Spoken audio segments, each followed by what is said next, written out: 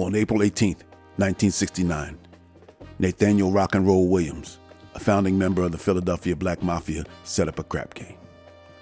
The game was to take place in a room over a barbershop owned by another founding member, Robert Bop Daddy Fairbanks, at Broad and South Street. About 20 men came to the game. Many of them were top members of the organization. There was a pile of thousands of dollars on the floor when two masked gunmen burst in with guns out. They took the pot and robbed everyone. Then they ran out to a waiting car and made their escape. Now, these were not the men you wanted to rob. They were the robbers. They were the apex predators in the Philadelphia jungle, and they could not and would not let this slide. In less than an hour, the men who were robbed got word from the street, and the street said that one of their own, Rock and Roll Williams, who set up the game and was conspicuously absent during the robbery, hired neighborhood gang members to rob the game, and he drove the getaway car himself. 90 minutes after the robbery, several men walked into a bar at 15th and South, a block away from the crap game, with guns out. Rock and Roll Williams was sitting at a bar when Bop Daddy Fairbanks walked up to him and put a gun to his head. Several witnesses saw Fairbanks, Walter Hudgens, Russell Barnes, and Sam Christian walk Williams out of the bar at gunpoint. A few hours later, the corpse of Nathaniel Rock and Roll Williams was found on an isolated street down near the Navy Yard in South Philly. He had 4 bullet holes in his back. Walter Hudgens, Bop Daddy Fairbanks, and Russell Barnes were arrested and charged with the murder. The case was dismissed when the main witness turned up dead. This would be the norm for the black community in Philadelphia throughout the decade to come. Hey, you guys, gals, and bums, and welcome back to A Few Bad Men.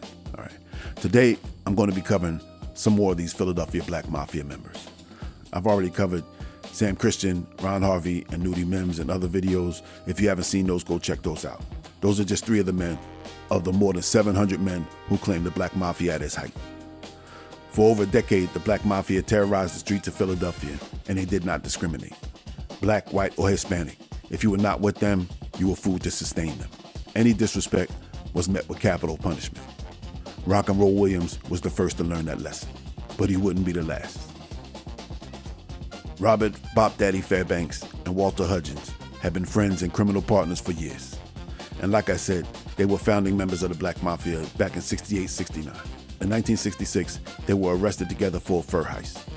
They were part of a gang that broke a hole through a neighboring wall and stole $50,000 worth of furs from Gentleman's Son's fur shop at 1212 Chestnut Street. They were arrested and charged with the robbery, but were released due to lack of evidence. During the early morning hours of April 5th, 1970, a party was in progress at an apartment located on the first floor of 2518 Federal Street in South Philly. Walter and Josephine Hudgens were hosting the party, and at least 15 to 20 people were there, including Bop Daddy Fairbanks. Nathaniel Swint, a small-time dealer, was also there.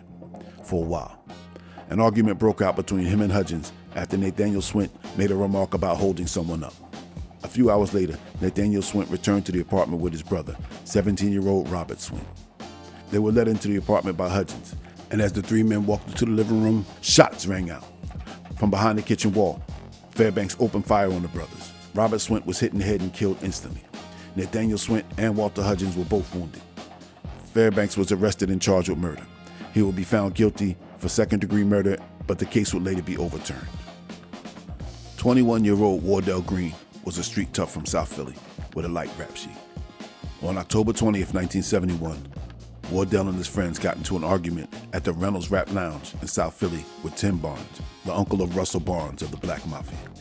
Although Tim was his uncle, he was younger than Russell. A few days after the argument, Wardell's friend was shot and killed.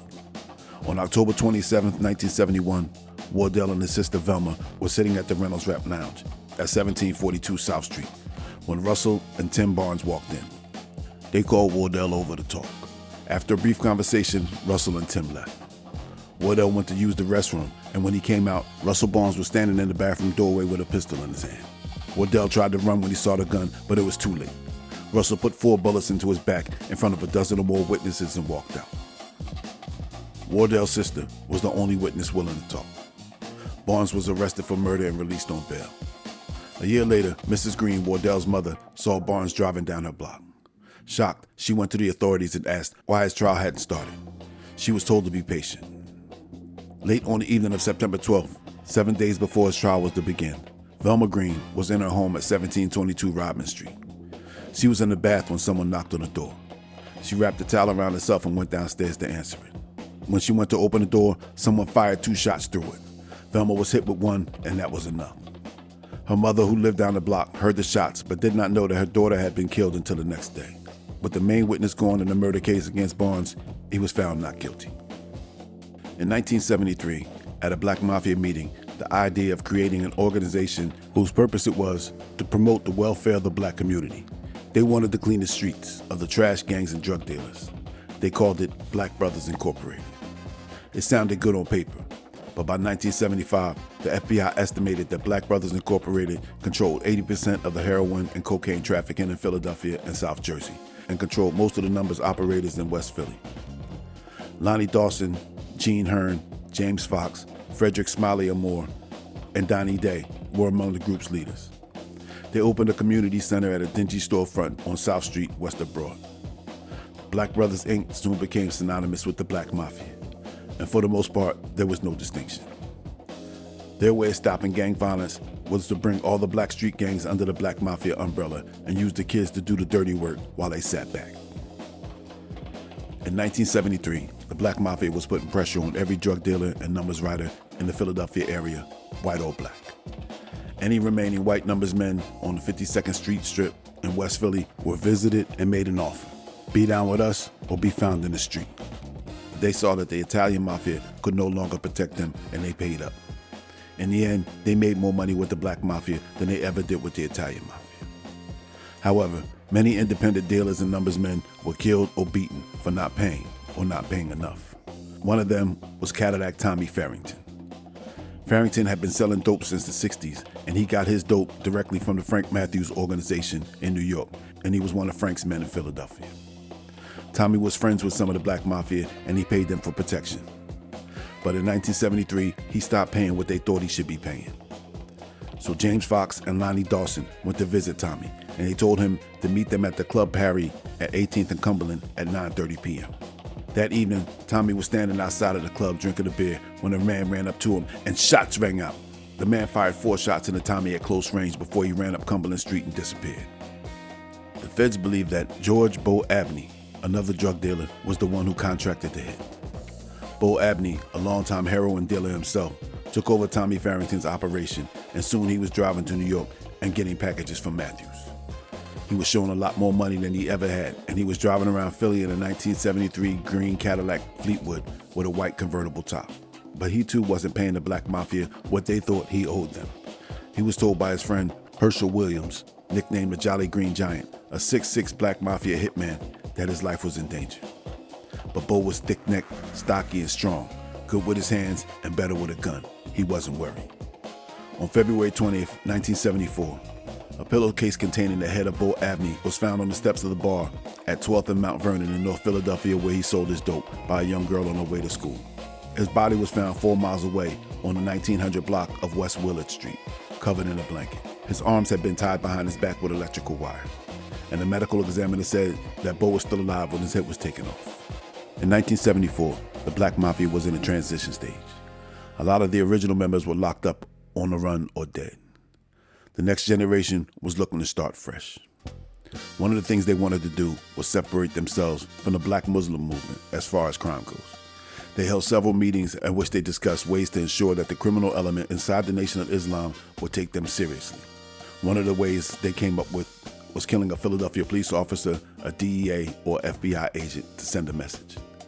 One of the plans involved getting the addresses of police officers through their personal car license plates. They had someone in Harrisburg who would give them the addresses based on the plates, and they could make it look like a robbery and kill the cop. Or even better, find out what bar a cop went to off duty and rob the place and kill the cop. In one meeting, they discussed a green van parked near the corner of Cumberland and Warnock, a few doors down from one of their drug houses. They wondered if it was a surveillance van or not, how many cops were in it, and were they armed. Someone suggested that if there were only 2 cops, they could machine gun the van and kill them. All these ideas were tossed around during the meetings between April and October 1974. What the guys didn't know is that they had a rat in the gang the whole time. Someone whose name is redacted in the FBI files told his handler everything that was said in the meetings. He even provided names of the members, their addresses, their girlfriends' addresses, and phone numbers. Although they didn't kill any cops, they did threaten several, and the police took them seriously. However, they did use the Harrisburg connection to find addresses of several witnesses who testified against them, and they were killed inside their homes. Now, if you think these guys were just muscle, you'd be wrong. They made a lot of money through white-collar crimes too. The Black Mafia had an extensive credit card and stole a corporate check scheme. They used the cards to rent hotel rooms, buy airplane tickets, and rented hundreds of cars from Hertz Rental, mostly Cadillacs, and used them to gas the cars too. They had an underground printing press that they used to print counterfeit American Express traveler's checks. In 1973, one of the members was arrested in Atlanta with $30,000 worth of fake checks. They made fake IDs that could be used to get real IDs, perfect for a guy on the run. One of the scams involved a fake company called Pyramid Enterprises. Pyramid Enterprises was a dummy company with fake addresses, fake employees, and fake phone numbers. This arm of the Black Mafia was run by Merrill Ferguson. Merrill and others applied for credit cards at Corvette's department store, American Express, Diners Club, Sun Oil gas stations, TWA Airlines, and Gulf oil stations. They hired some of the members' wives to answer the phone numbers given on the applications to verify any questions. Soon, the money was rolling in, and they opened a corporate bank account and began to cut real checks. They never paid any of the bills for the hotel rooms, cars, clothes, and trips, and they never intended to. When the creditors came looking, all they found were numbers and addresses of people that didn't exist. Hotels were becoming wise, though, and the Holiday Inn circulated photos of Ferguson. Despite him using a fake ID and fake name, he was recognized after renting a room at the Holiday Inn on City Line Avenue. When the cops came, he wasn't there, but he was arrested a few days later, convicted and sentenced to a year in jail. Members of the Black Mafia felt that every business, legitimate or not, should be paying them protection. It was inevitable. If you were the owner of a grocery store or a clothing shop or a bar that was in a black neighborhood, that one day men from the Black Mafia would come visit you.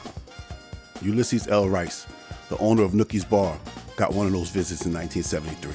He gave some money to the men, and a week later, someone came in and said that he had to pay $500 a week or else. They threatened him with a pistol and told him to have the money ready by 8:45 on February 21st. Rice took his concerns to the FBI. They gave him a recording device and $500 in marked bills. On February 21st, 1974, Larry Starks and his cousin Clarence Starks walked into Nookie's Bar at 6301 Worcester Street in Germantown. Rice gave them the money, then the FBI who were in the bar undercover pulled guns and arrested them. Demarius Knowles, a 23-year-old small-time drug dealer who was in the place, attacked the FBI agents with a knife and was shot in the neck and the back with a shotgun. He was taken to Germantown Hospital in critical condition. A few days after the arrest, someone called the FBI office and asked to speak to the agent who shot Knowles. When the caller was told the agent was not in, the caller told him to tell the agent that he was going to get his fucking head blown off, and hung up. Larry Starks would be convicted of extortion and sentenced to federal prison. Charles Mickey Robinson was a co-founder of the 20th and Carpenter Street gang, along with James Fox.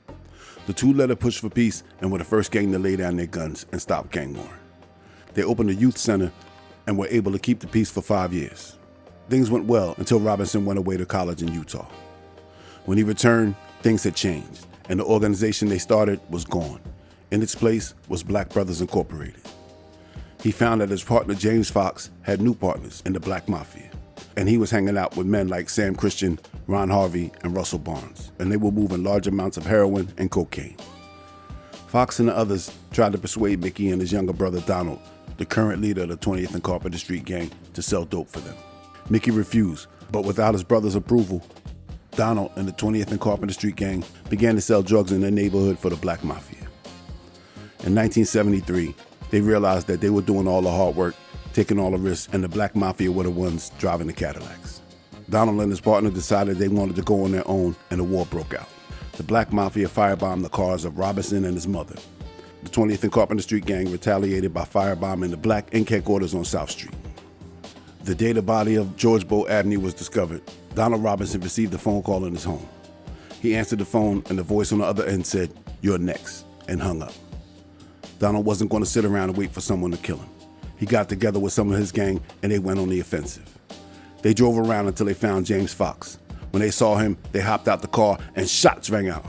Donald Robinson put 4 hot ones into the back of Fox before hopping into the car and taking off. Fox would survive. The 20th and Carpenter Street gang was not a small street gang. They had about 100 members, and they were willing to fight it out with the much larger Black Mafia. The war continued for 8 months, with young kids on bikes shooting at men in Cadillacs and vice versa. On one occasion, a carload of Black Mafia members, including David Scoogie Mitchell, was ambushed by shooters on rooftops as they stopped for a stop sign at the South Philly corner. Besides minor injuries, all the men would survive. On December 29, 1973, 16-year-old Jeremy Middleton was waiting for a bus at 19th and Carpenter on his way to school.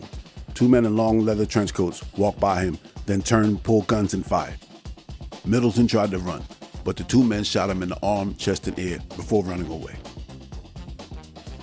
Later that day, Clarence Starks was arrested while riding in the backseat of a car that was pulled over by police in South Philly. The officer noticed a gun on the floor and arrested Clarence and his 2 friends. Clarence was charged with the murder of Middleton and released on bond. Middleton had been mistakenly identified as a member of the 20th and Carpenter Street gang. The war would end with the 20th and Carpenter Street gang being victorious in the spring of 1974. The 20th and Carpenter Street gang would lose 6 men in the battle, but reclaimed its territory and was free to extort local businesses and sell heroin for themselves and not the Black Mafia.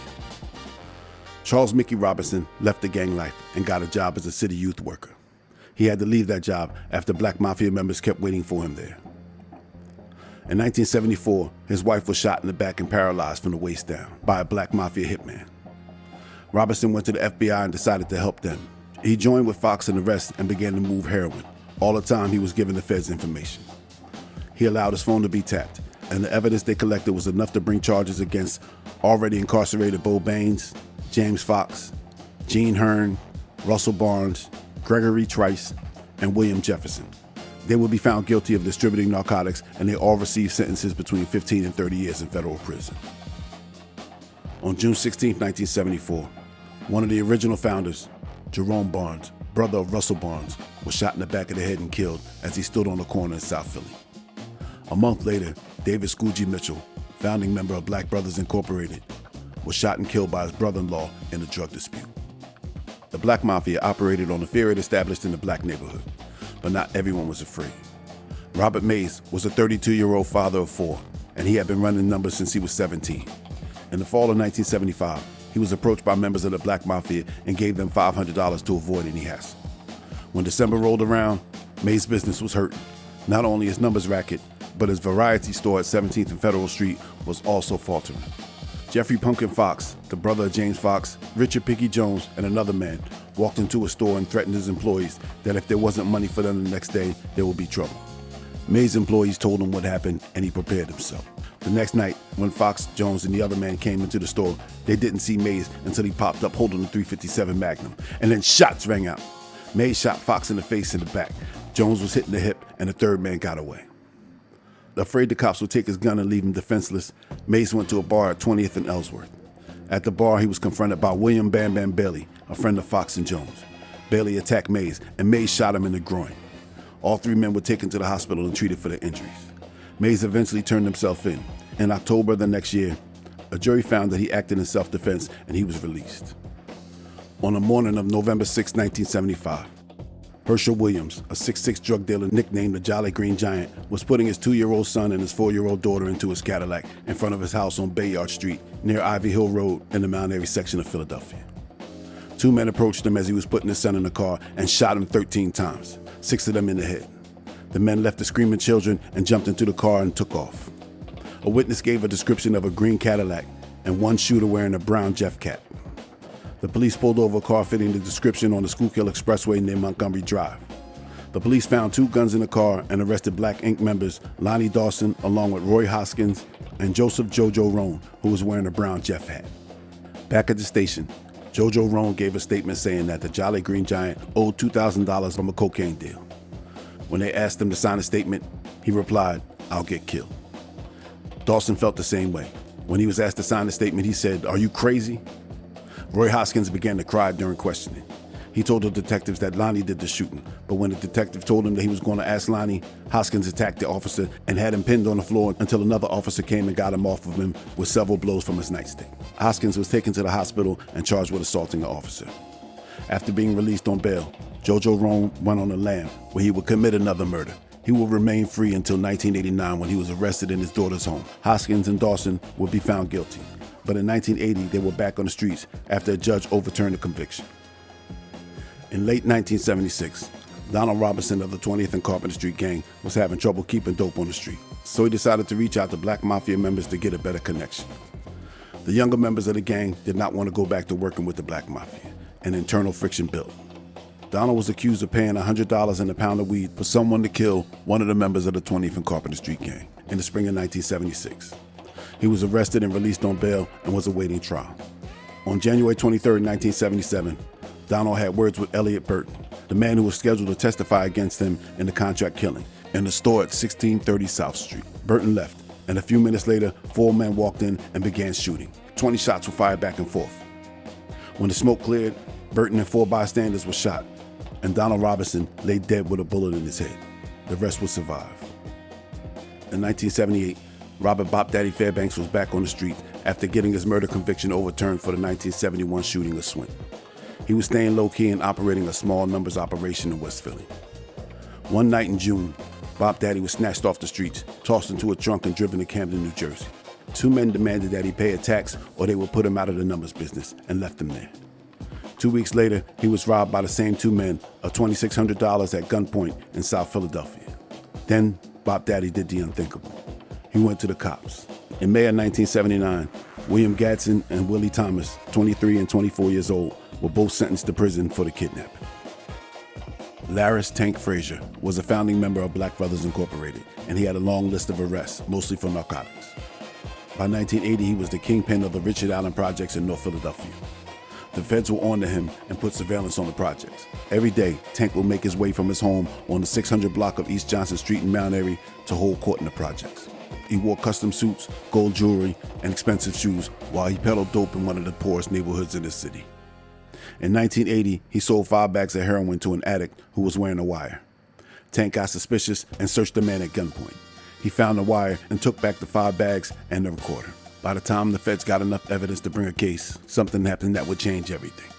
Frederick Smiley Amore was one of the founding members of Black Brothers Incorporated, along with Tank. And like Tank, he had a long record. In 1966, he was shot in the leg and arrested after stabbing and fleeing from an officer who was trying to arrest him. Smiley was a longtime drug dealer, and in 1980, he was getting his dope from Tank. In July 1980, he owed Tank $2,000. Tank and his friend Eugene Pee Wee Beckham confronted Smiley in the Richard Allen projects. Tank and Smiley argued, and Smiley hit Tank in the face. Tank didn't swing back. He walked off and went to the apartment in the projects where he kept his guns and drugs. Smiley hopped in the car and took off. Tank and Pee Wee hopped in another car and chased him, firing shots as they drove through North Philly. Smiley was able to escape. Tank and his boys had a reputation to uphold in the projects, and no one could be allowed to come in and make them look bad. Tank had to make an example of his old friend. On July 7th, Smiley was back in the projects for what I have to assume was the best chicken in the city. He was sitting outside of an apartment waiting for a chicken dinner. Before he could get his platter, Tank, Pee Wee, and 2 other men approached him. Pee Wee punched Smiley and he fell to the ground, and then shots rang out. Tank pulled a gun and put 3 slugs into his former friend. Pee Wee reached into Smiley's pocket and took his money before putting 3 more slugs into him. The police found Smiley dead in a pool of blood with packets of heroin scattered around his body. Tank and Pee Wee were arrested a few days later and charged with the murder. They will be found guilty of 4th-degree murder and sentenced to 15 years. In 1983, Tank's conviction was overturned, but he was not out of the woods. The feds immediately charged him for being the drug kingpin of Richard Allen. He would be convicted and sentenced to 15 years. The Philly Black Mafia would remain a force in the black community throughout the early 80s until crack became the drug of choice for addicts, and a new generation of black gangsters took over. They called themselves the Junior Black Mafia, or JBM. And there you have it. I hope you guys enjoyed the story as much as I enjoyed telling it. Hope you learned some things about the Black Mafia that you didn't know before. If you want to see the images I can't show on YouTube, you got to get yourself a membership, or you go over to the Patreon and subscribe over there. Bump off that subscribe button, break that thumb, ring that bell, set it for all notifications so you don't miss nothing. All right, so this has been A Few Bad Men. Keep your nose clean and don't take any wooden nickels. I see you in the funnies.